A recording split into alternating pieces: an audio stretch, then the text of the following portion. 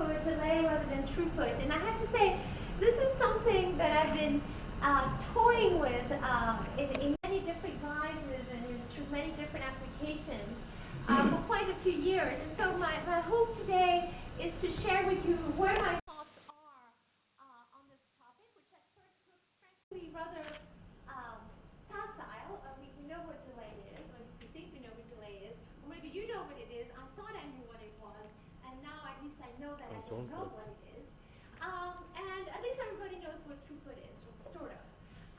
And so my hope is to bring you along in the kinds of things I'm thinking, in particular, how that thought about coding for delay rather than throughput is really sort of changing, I think, to a large extent, the incorporation of coding into networking, particularly at the transport layer and application working as a transport layer. I'll get back to this idea of application transport layer.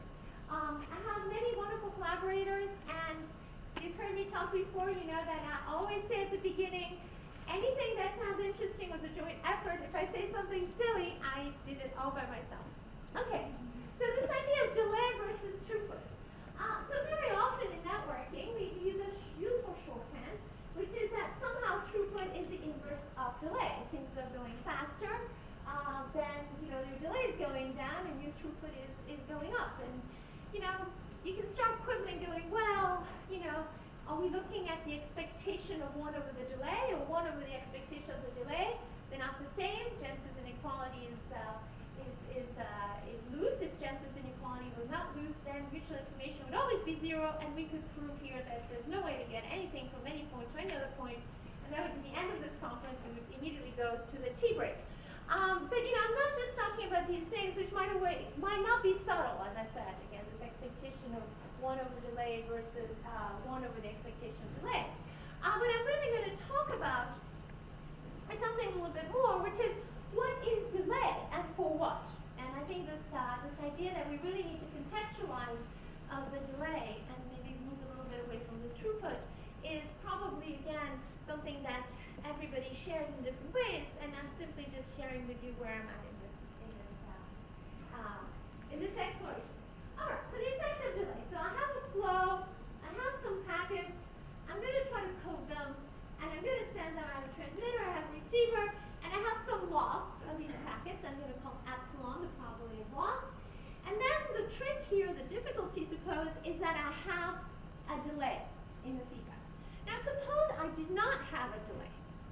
Suppose that my feedback was perfect and it came back right away.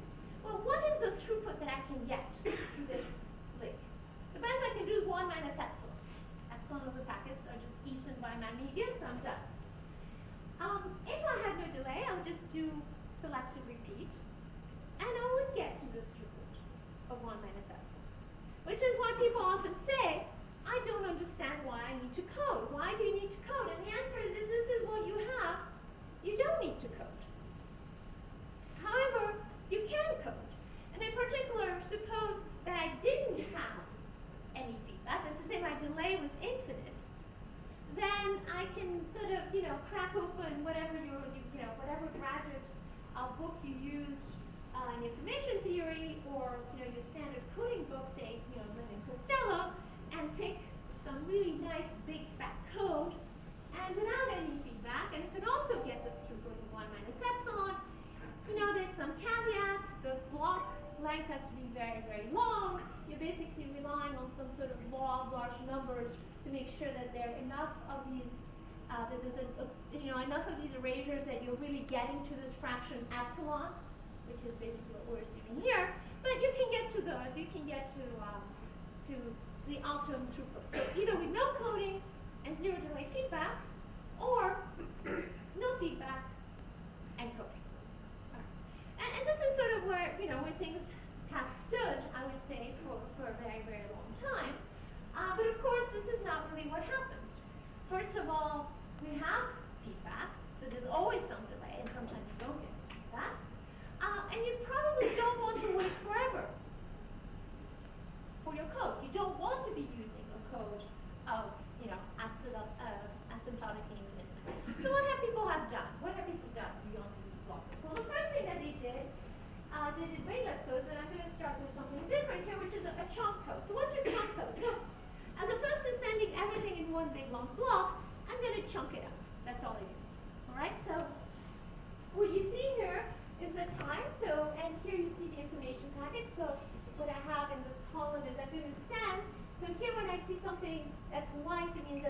transition is 0 in the code.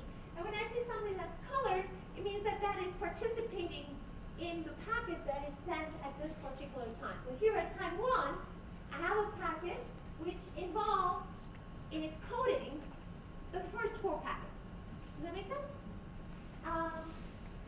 And then at time 2, I may not do these packets, depending on what's happening. I may do packets 8 through 12. And then at time 3, I may do packets 4 to 7, etc., etc. And basically what's happening is, you can see here, these are the packets that are not received. So each of these transmissions is one coded packet. And the reason why I want to do this rather than a big block code is if I were doing a big block code of all 16 of these packets, I would basically probably not have a long enough code to be pretty sure that I'm going to get to where I want to get at the right time. Or I may have to add a whole lot more overhead than I want. Because basically, 16 is too small for the law of large numbers to really kick in.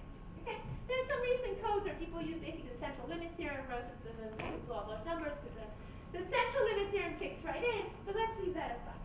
Okay, so what do I do here? I look at this, I look at time here, and I'm sending these different chunks, and once I got 4 of these, what do I have? I've gotten 4 equations with 4 unknowns, and I'm able to decode. So at this level here, you can see that I can go off and decode packets 1 through 4. Okay?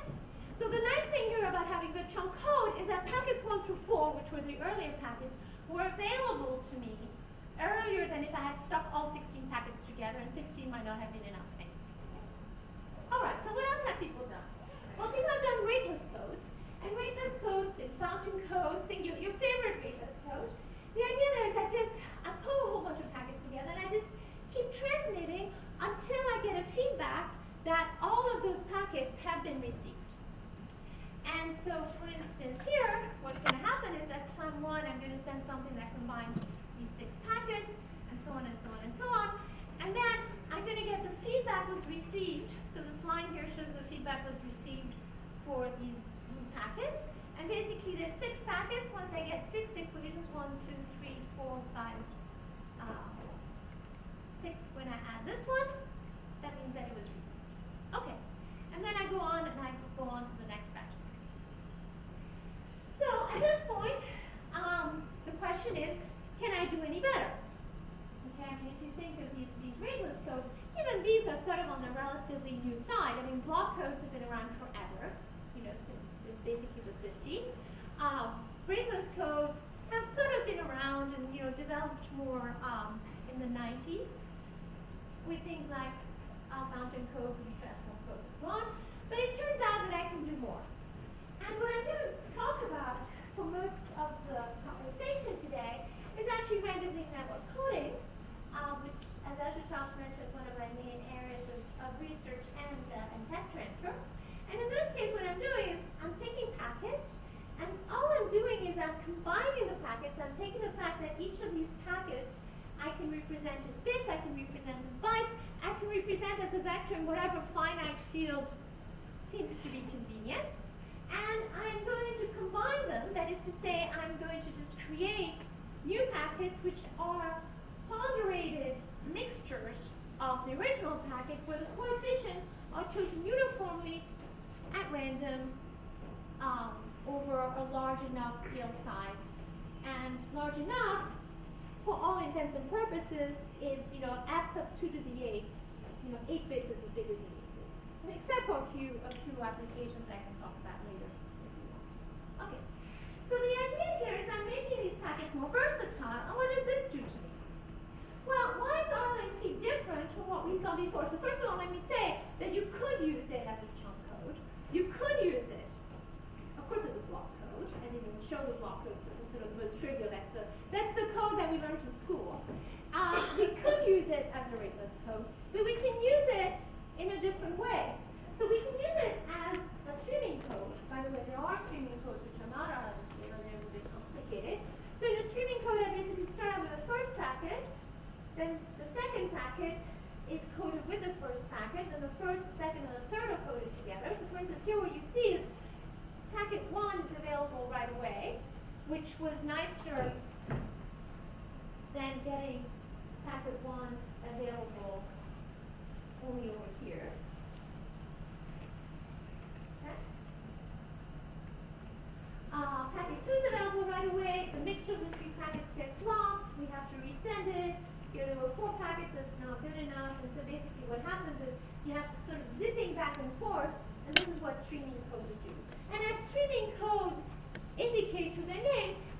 what people are looking at for streaming video. They're not used yet, but this is sort of the state of the art for coding for streaming video.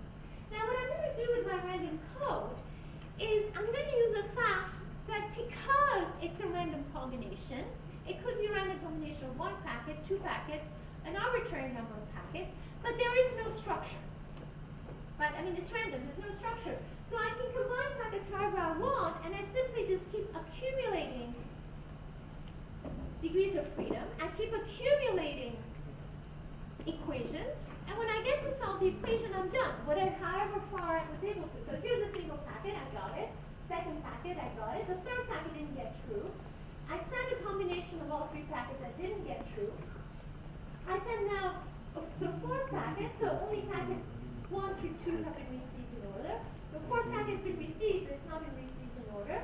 At this point, I get the feedback corresponding to packets 1 and 2. I realize that some of the packets haven't been received, but I keep going, I'm sending these packets, and now all of a sudden, you see what's happening. What's different from here and here? Does something strike you? What's different between this and all the other codes? In all the other codes, the only way I can decode is by including packets that have not been decoded.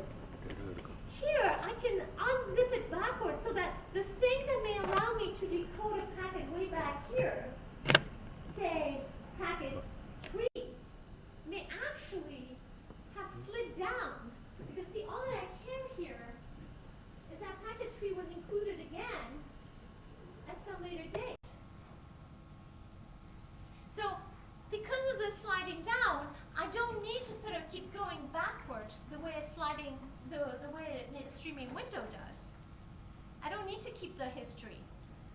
And even if I missed decoding over a particular window, the windows can unzip backward in a triplex-like matrix. I mean, this is basically just a really messy matrix. And I can keep going back and forth. I can do whatever I want. So what you can see here is that, for instance, when I get down to time 24 here, for the same pattern of losses, what I have here is I've gone up to packet 10, whereas over here I'm already at packet 15, packet 16. So I'm getting things through faster, and this is why these codes are different. Okay, so when people say, well, why can't we already code? We have block codes, we have read Solomon. Of course we have read Solomon. That's a block code. That's really unwieldy. We can also do chunked codes. That's also really unwieldy. We can do streaming codes. That's also very unwieldy. This is what we need. We need something that's very adaptive. Very and quick just question. yes, absolutely. In the previous example, these are the random linear code, right? With and without feedback. Where is the randomness? Why are they random? So the reason I'm doing random is because I don't need to keep track of the coefficients. I just mix whatever I have now. If you have a structured code, you need to say if this then that. So you would need a number of possibilities which goes through the roof. So, if it's a block code, you say, here's a matrix. I took a vector of length n, and I transformed it into a vector of length n plus k by putting it through a matrix. So the randomness is in the way they're combined? In the way they combine. The coefficients, exactly. The coefficients are random. Because the coefficients are random because they need to work no matter what these patterns are. You could never create a code that will do something no matter what the pattern here. That's different from the other 2 cases, because in this one, you don't have that much going on. The one that's rateless, again, it's pretty straightforward. It's not straightforward to construct, but what's going on is straightforward. Let's put it that way. Streaming codes are more difficult to construct if you don't do them randomly, but there are a few constructions, but they're quite sophisticated. And this one, you have to give up at this point. There's no way you could construct a structured code. Okay, and just to give you some idea, this is with a loss of 5% in the packets. This is by adding different levels of redundancy into the random code. And this was meant, we've been doing a lot of work, which I'll show later, for satellites, a very long round trip time. So these are the round trip times, 500 milliseconds, 100 milliseconds. And what you see here in black, this is selective repeat error Q. which again, if we had no delay, would be optimum from a throughput perspective, and a delay perspective, incidentally. We haven't gone to what delay is yet, even though that is the topic of the conversation. But what you can see here is that you get much lower in order decoded delay. And if I add a little bit of extra coding, what you can see is that the delay goes down drastically. Remember, this is this here, the coordinate is in the log scale. So these are massive differences in delay. Okay, so basically what this is saying is, if I really need to have a handle on delay, I can't just rely on ARQ. Particular if the delay of the feedback is not trivial. I just wanted to show you a couple of pictures. This is some work we've been doing with my collaborator, Ulrich Speidel, out in New Zealand. And he's been doing a lot of work with many islands in the Pacific. This is one of them. We're at Rarotonga and working with ISPs there, putting TCP with random linear network coding. And the idea here is just to improve the throughput for these islands. These islands don't have any connection other than wireless. Basically, everybody is sharing a link to a satellite. It's like living on a ship, except it's worse because you will never actually get in a good area of coverage, and nobody cares about you enough to put a beam right above you. You're too small. So it's kind of like the worst part of being on a ship. So here's Rarotonga. And here you can see some experiments. But by the way, they've been going on. These experiments are still going on. Here's with regular TCP. This is cubic. TCP with network coding. And this is the packet loss. So the packet losses are shown here as little black dots. And the ordinate here is for the throughput in megabits per second.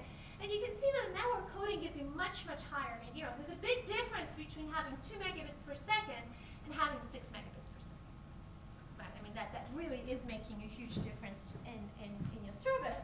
But what's more important is also the days that are bad because of bad weather, for instance, which does affect quite a bit these satellite systems. So here I'm sort of highlighting a couple of bad weather days. In particular, if you look at this one, you can see that you're able to keep here for many hours service with the network coding when the losses are high. So the high level crosses here mean the losses are high. And this day, which was a complete disaster, there would have been no coverage whatsoever without coding, but at least you get some level of coverage, a little above 1 megabit per second, which means that at least you can do something. You're not isolated from the world, whereas before you really would be. You would be entirely isolated from the world for an entire day. Okay, I did not know what Funafuji was. Any of you knew? Good for you. All right. So this idea then of this delay versus throughput, and that, I mean, of course what I showed you was throughput, but this idea that, the inverse of the delay is really, a nice shorthand, really doesn't work in general. I have to look at delay for what? And I think that the point of looking at these little matrices and looking at receiving things is that you really, in order to be able to play with your delay and with your code, you have to have a code. If you're just doing the ARQ, that's just not going to work. You're not going to get to where you need to. Okay, so then the question is, what is the delay? Again, that was the topic of the lecture, and I haven't told you what the delay is. What is the delay, and for what? I mean, I showed you some in order to decode it, in order to live for decoding. Well, let me start out with something very simple, which is completion delay. Remember that I mentioned rateless codes. I showed you that picture of rateless codes. Rateless codes were meant for completion delay. That was the whole point. You send to a bunch of people. So the idea, for instance, here is, and this is one of the ways in which you could use a random network code for completion delay. You have full packets. I send it to 3 different receivers. 2 of the packets get lost. Let's say 50% lost for the purposes of illustration. But every packet is missing from at least one receiver. If I had to do ARQ in this case, because it's a multicast or the unicast, the ARQ would not actually get me to capacity. Because I would have to resend P1, P2, P3, and P4.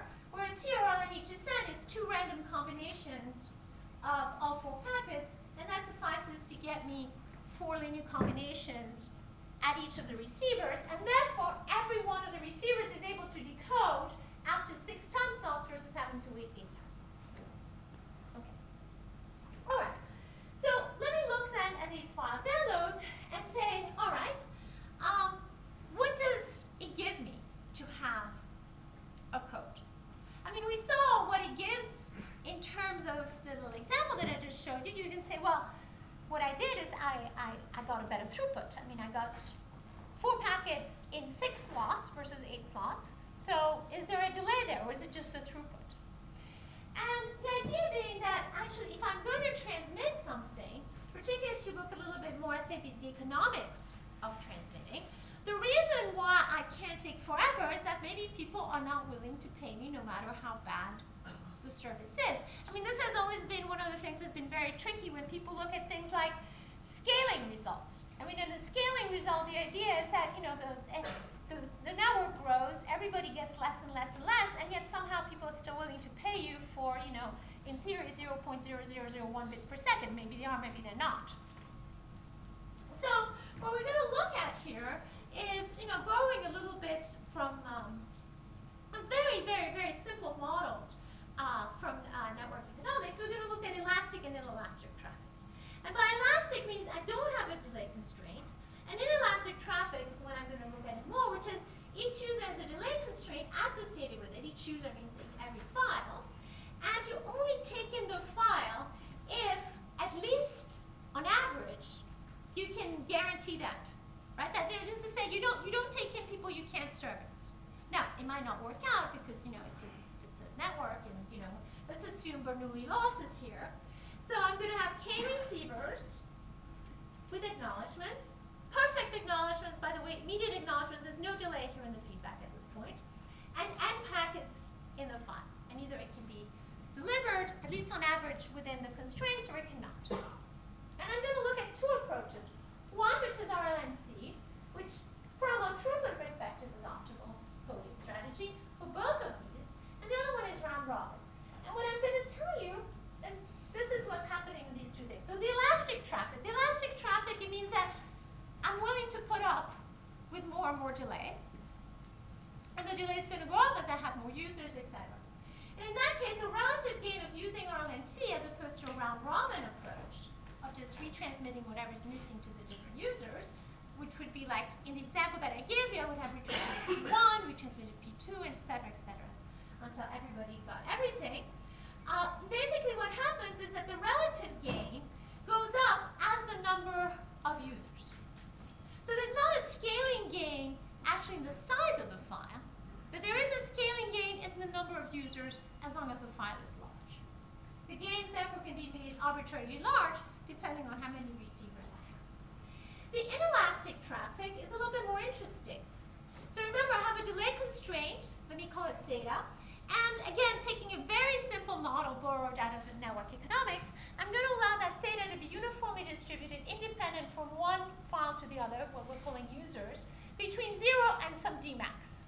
So some of them have very tight constraints, some of them have loose constraints, but there is a maximum time. People are not willing to pay you to deliver stuff arbitrarily long time.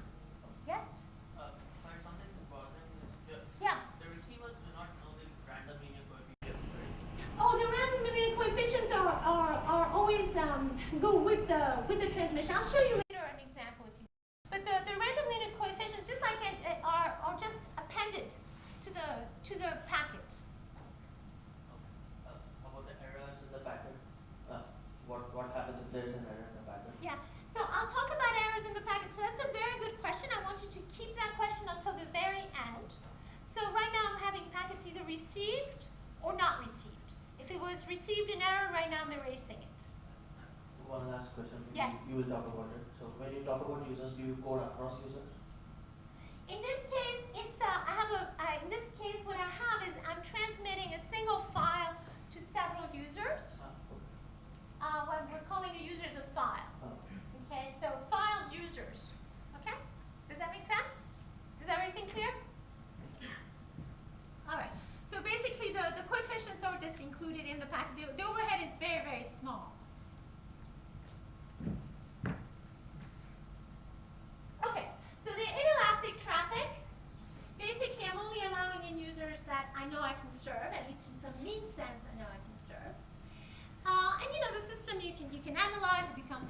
slot system, the service distribution depends on the transmission strategy, whether it's the round robin or the RLNC. And here's what I want to show you. So here's what happens with Dmax. So of course, as Dmax gets larger, I'm getting closer and closer to being elastic, right? And the limit of Dmax is infinite, then you get into elastic. And this is the lambda. This is the admitted rate. That's to say how many files or users, which I realize may be a somewhat confusing terminology, can be admitted in terms of this rate lambda. This is with the scheduling, with a round robin, knowing perfectly what's missing where. And this is with the network coding. This is actually for 50 packets and 20 users. What I would like to point out is, let's look at it in a somewhat different way, which is how many files I can fit in with one versus the other for the same Dmax, for different Dmax. So basically what's happening is, if I want to fit in 50 files or 50 users with network coding, my Dmax can be very small. It's normalized, so it's not very too much. It could be like 1.2, 1.3. I would need it to be 10 to the 7 times bigger. So basically, what this is saying is, if I want inelastic traffic, I need to code. I can't get to. With elastic traffic, there is a gain to coding, but it's limited to this number k of receivers.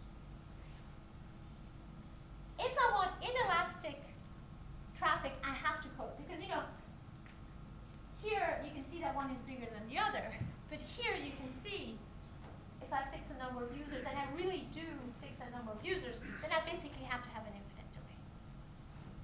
Okay?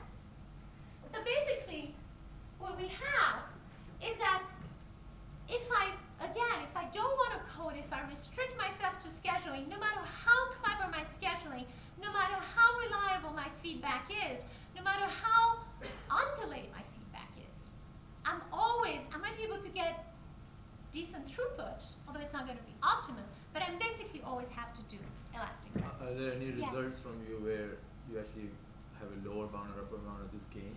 We do. We have. So in this case, it's we have expressions, but this is so we do have expressions. It's funny. Like most of these things, the coding expressions are pretty straightforward. It's the scheduling expressions that are we only have bounds. So what we do to get this gain is we give the scheduling a little bit of an edge by assuming you have a genie who tells you exactly what's missing where.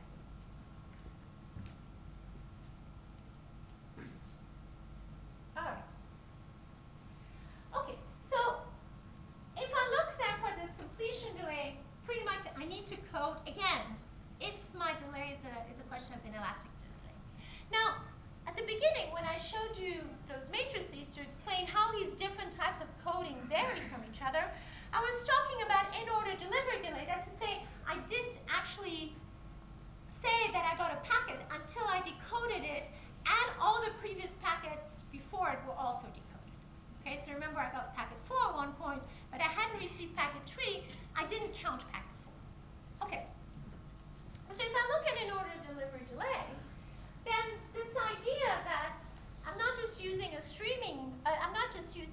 rateless code, but I'm using that sort of mess of a sliding window that I showed you with the RLNC becomes more important. So let's go back to this picture. Remember, we know what to do when the feedback delay is 0. We know what to do when the feedback delay is infinite. In one case, you can do selective repeat. In the other case, you can do just a big long block code. But suppose that my feedback delay is not 0 or infinite, it's something in between. What do I do in this case? So let me go back to this idea. I have this epsilon probability of loss. I don't have multiple users, so I'm not going to get a gain right now with k multiple users. It turns out that there really is a way of looking in a unified fashion at the two extreme cases, one which is the maximum delay. The maximum delay in effect corresponds to throughput. That's rate. That's when I get done. That's what we're looking at when we're looking at completion. And average delay, which is really in between every 2 packets, and I only count one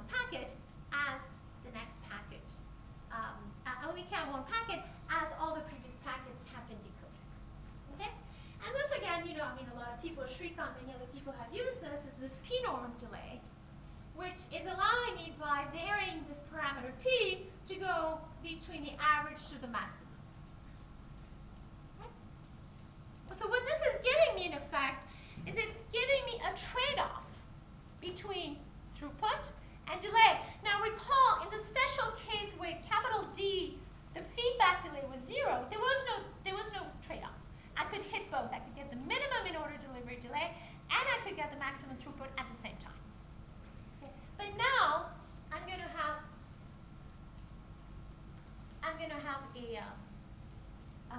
a trade-off, and this trade-off basically is going to increase as my feedback delay goes up.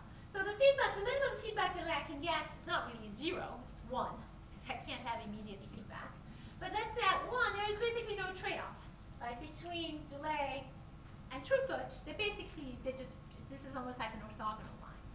As my delay, the D here, the lines go up, you can see that this trade-off between throughput and delay is increasing, between average delay and throughput. So basically what this is saying is, it's not that delay and throughput are just two ways of expressing the same thing. Is that actually they're working in opposite directions as soon as there is a delay in the feedback. Okay.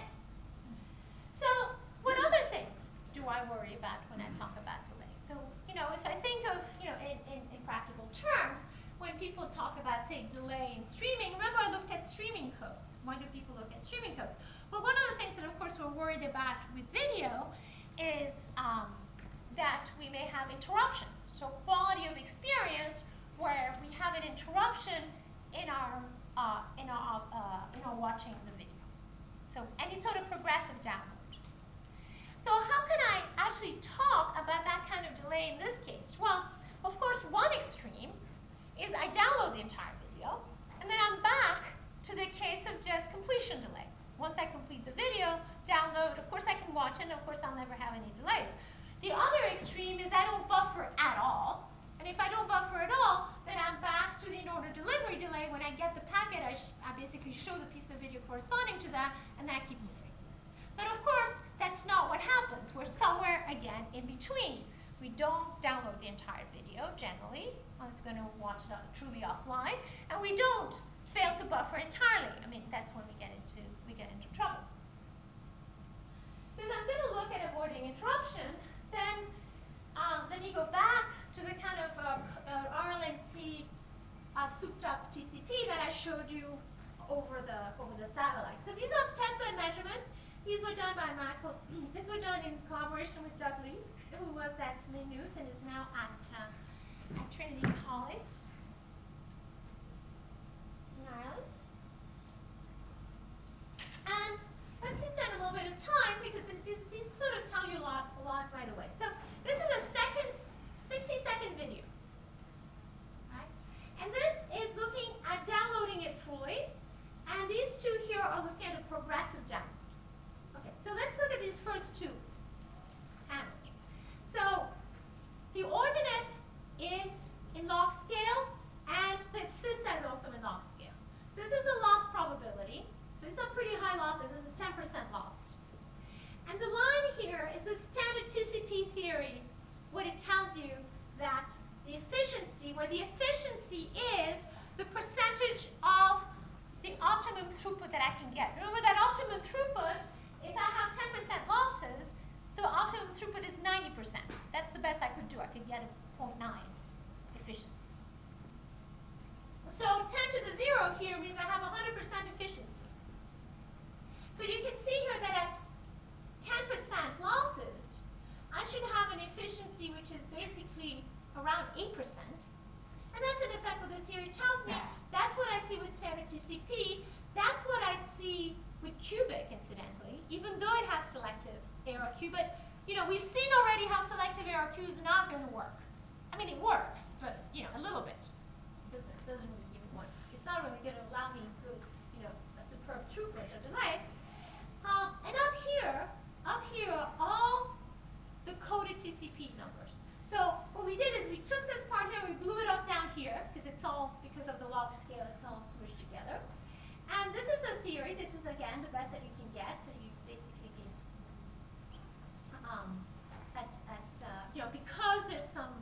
because there's a bit of loss due to the protocol, you don't get to 100%, but you get still above 95%, even at high losses. And basically what you can see here is for different throughputs, 10 megabits per second, 5 megabits per second, different RTTs, 10 milliseconds, 25 milliseconds, up to 100 milliseconds, you can see the measurements relative to the theory. Okay? So this is the throughput, and this is measured by sending 60 seconds of video and waiting for the entire download. Now here's a progressive download. Same test bed. Okay, so here's the completion time.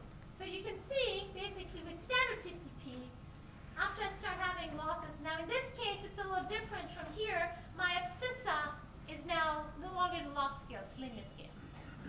So what you can see here, loss probability, for instance, at 5% loss probability, I'm already at a completion time, which is, you know, hundreds of seconds for a 60-second video. With coded TCP, I'm always at 60 seconds, right? I mean, it takes me 60 seconds to download. 60 seconds for the completion time. Now if I look at the probability of an underrun, that's the probability that basically my buffer underruns. You can see this is the number of underruns, and of course it plateaus here at a little over 100. Why does it plateau? Any ideas? Even though the delay keeps going up? Now we have so many chunks. Basically at this point, it interrupts at each and every single chunk. It's maxed out. But you're still getting worse and worse quality of experience because not only do I have an interruption, but that interruption is going to get longer. That's what's showing up here, that the interruption.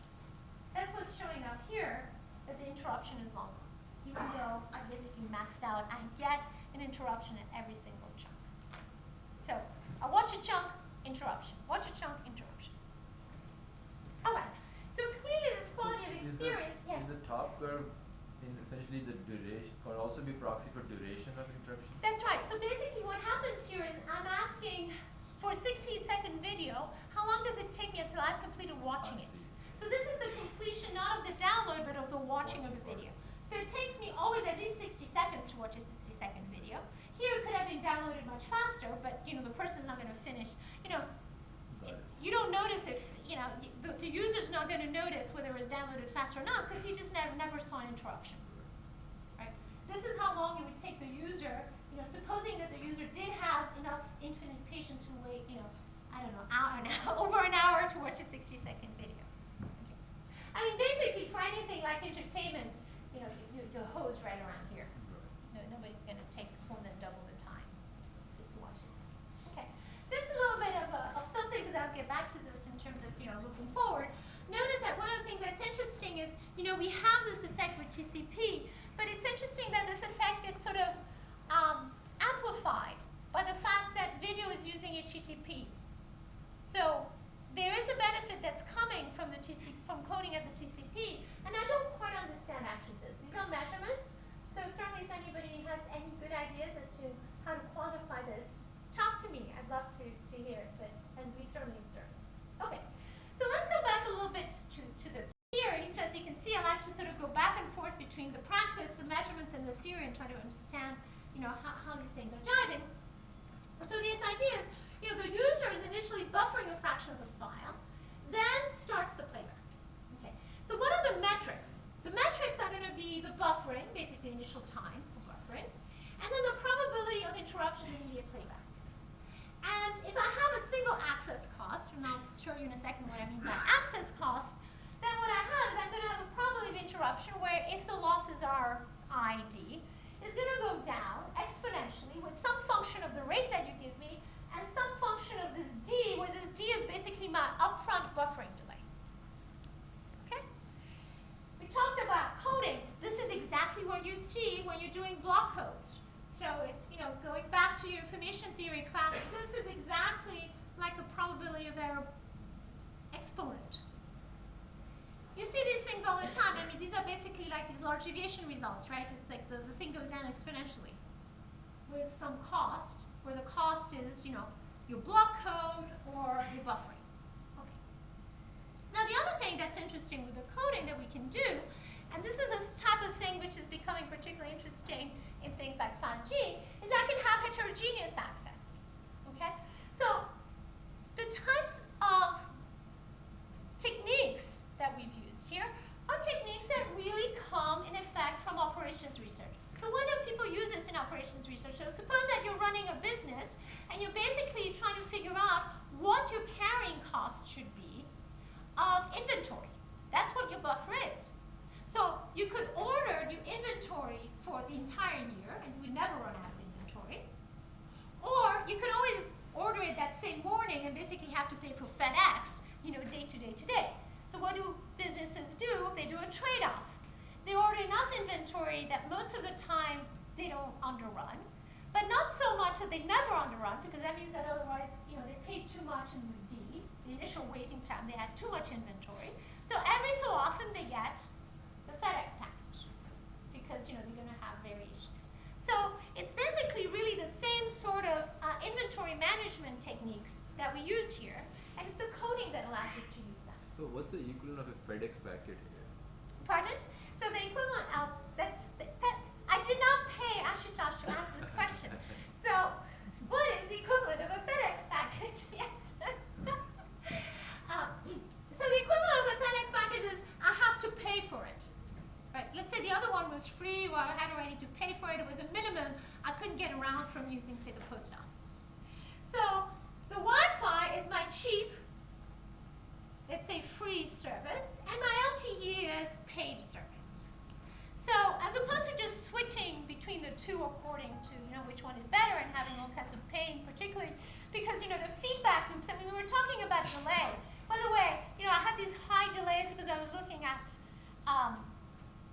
going to space, to satellite, including geostationary. We get very high delays even at just very routine terrestrial networks, just because of all the weird feedback loops that's one on top of the other on top of the other. So the 100 milliseconds that I was showing you, you can easily get actually in a 4G network.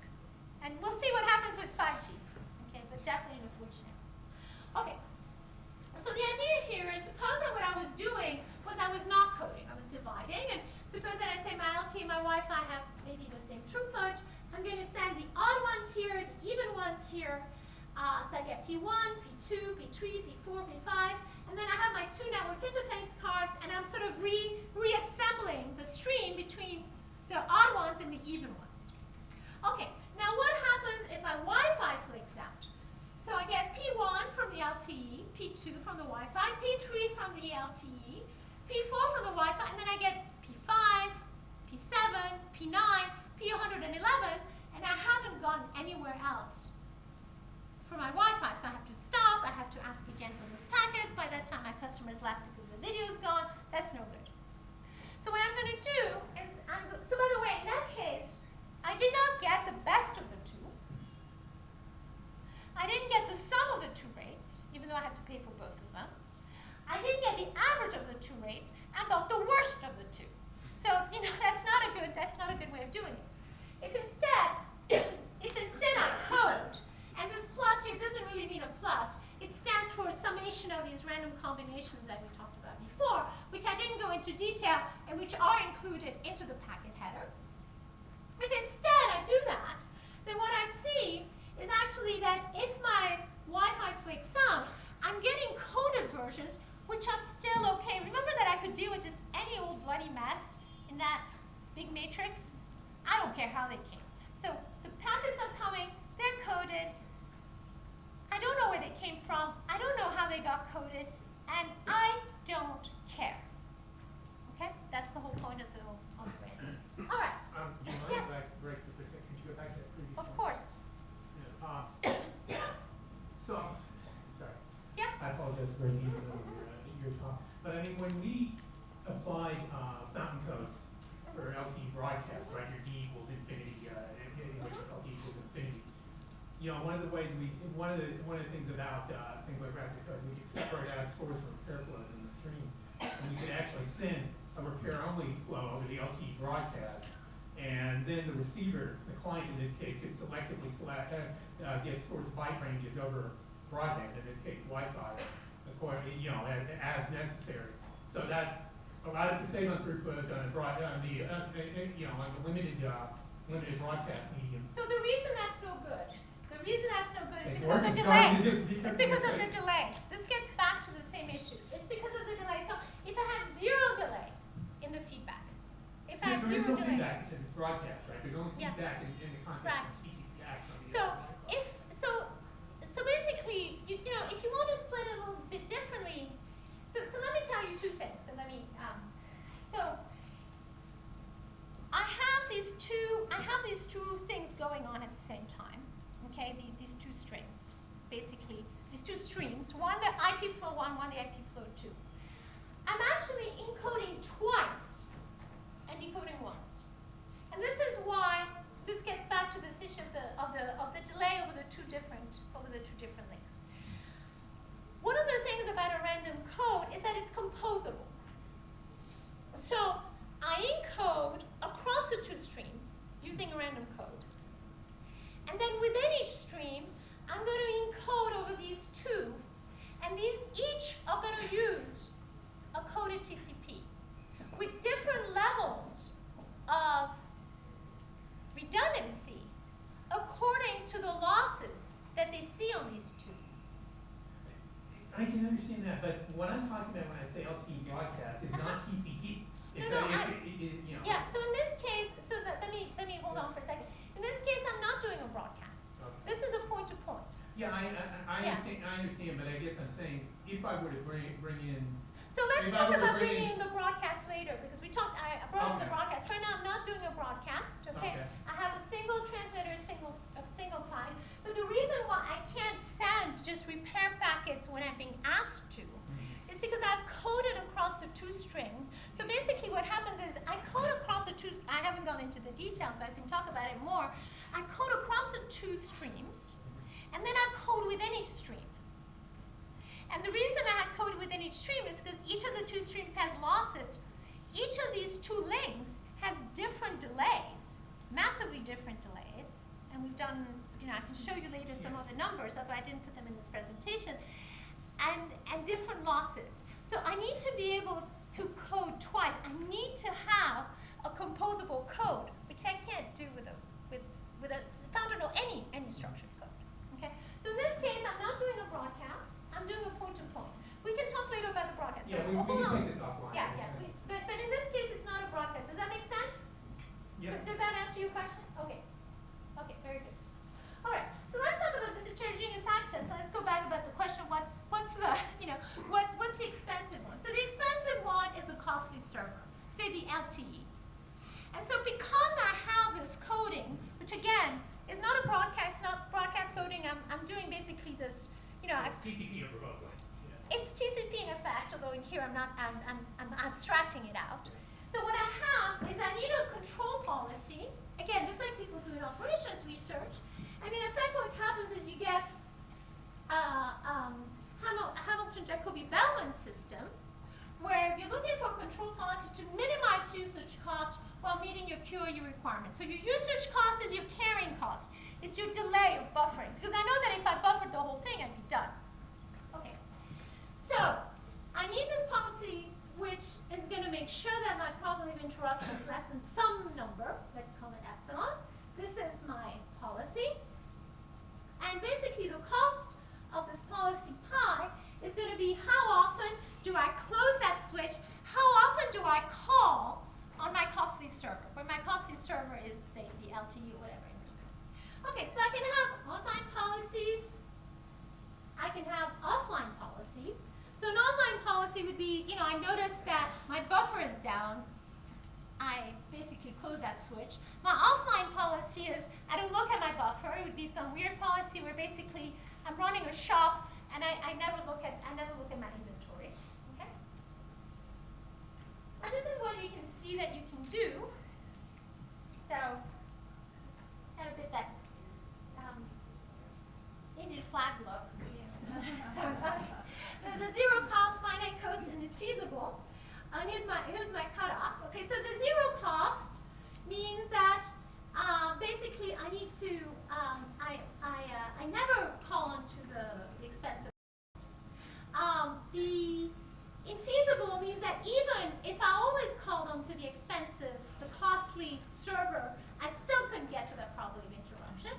And the finite cost is somewhere between always only calling upon the cheap server and always calling upon the cheap and expensive server. Okay? And what you can see is there's, of course, quite a bit of benefit from doing things, including the application layer, because my offline policy is not going to give me a very good trade-off between cost. So here, this is in effect my delay. This is my cost of using the expensive server. And if I do online policies, particularly if I'm willing to be a little bit risky, having detailed what risky means, but basically I can get very, very low cost and still not have to buffer too much. Okay? All right. And this is some simulations we did. Basically, if you only use a Wi-Fi link here, you needed about 20 seconds for download. And if I only use the LTE link, I needed 8 seconds.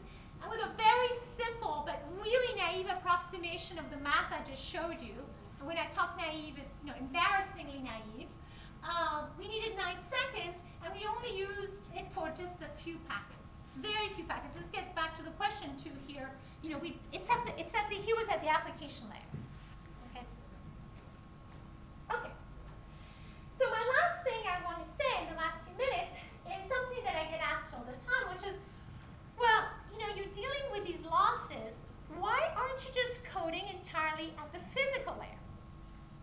Code at the physical layer, get rid of the losses, and then I don't care how long the delay to the satellite or to the moon or to whatever, okay? And just do a better job at the physical layer. Okay. And the answer is you should not code too much at the physical layer. Now, I grew up as a comms person, okay? So I misspent a lot of my youth looking at codes at the physical layer. So, it pains me as much as the next person, maybe more than the next person. But you should only code so much of the physical layer. Coding is insurance. Remember the risky policy and so on. If you've over-insured yourself, you have lost something because you've bought too much insurance. Okay? And I'm not going to go that much into the math, although I can show you later because it gets very coding icky. So I'm just going to show you an example. This is the first chip with randomly network coding. This we did for body area network. This is a project with the Semiconductor Research Council. So here's basically, there is an FPGA part, but this is all the integrated circuit. This was done with my collaborator Ananda Chandrakassan and his group. And the idea here is we have a very simple transmission. And actually, this gets back to you. I'm just going to show this extra slide because this gets back to your question. Basically, I put the coefficients in here, and you can see it's not big at all. These are the coefficients. These are the coding coefficients. Okay, preamble, sync, the payload. Okay, so that's just one example for this. There are other ways of doing it for the TCP. And basically, what's going to happen here is I'm going to have a packet error rate calculation. So if the packet is not decoded correctly, I lose it. Okay, if it's an error, I'm not doing hybrid error queue. We can talk about that later. You can also do better than hybrid error. Okay. So here's the benefit of coding at 2 layers. So generally, you would think if I want a very low packet error rate, I should code at the physical layer as much as possible. So let me look. Here, this is an SNR improvement versus not coding. So this is the physical layer rate. This is the layer. This is the rate coding at the transport layer. This is the RLNC rate. Okay. So for 8 series of 1/2.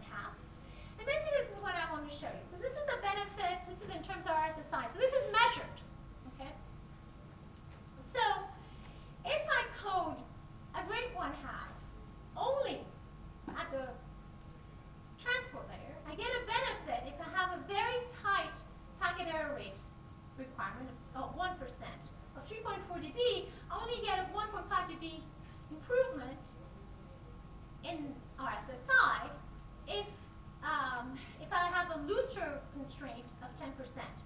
It's really different if I only code at the physical layer. I actually do a little better with a looser requirement than with a non-loose requirement.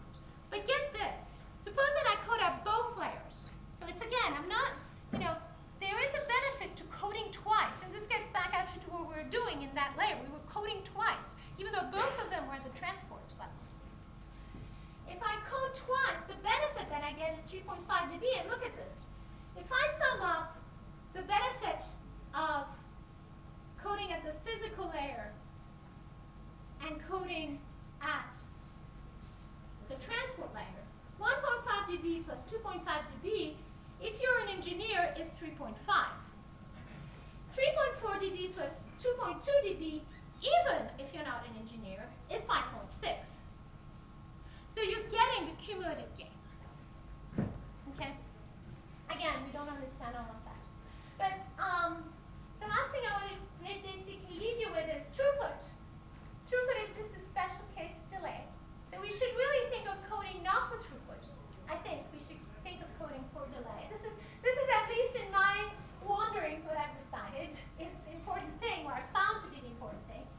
And I just want to point to a couple of things about ongoing and future work. There's interesting things, I think, with multi-resolution. We were talking about video. Multi-resolution in video, particularly scalable video, is having a bit of a hard time now, as you know, because, in effect, the way that video is stored is really not compatible with SVC. I wonder if actually we can do something more interesting now. And so we've been looking at multi-resolution SVC with coding.